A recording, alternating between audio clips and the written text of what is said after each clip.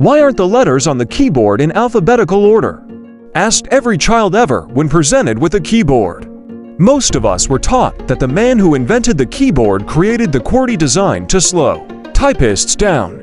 The faster someone typed, the more often the typewriter jammed, so Christopher Latham put common letters in hard-to-reach spots. This popular theory is not true.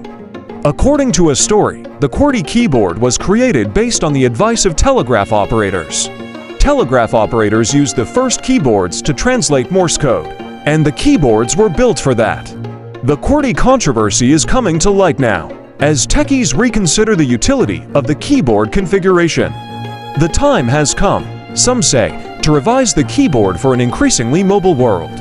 The recently unveiled QWERTY keyboard for smartphones is made for typing with just your thumbs. Subscribe to my channel.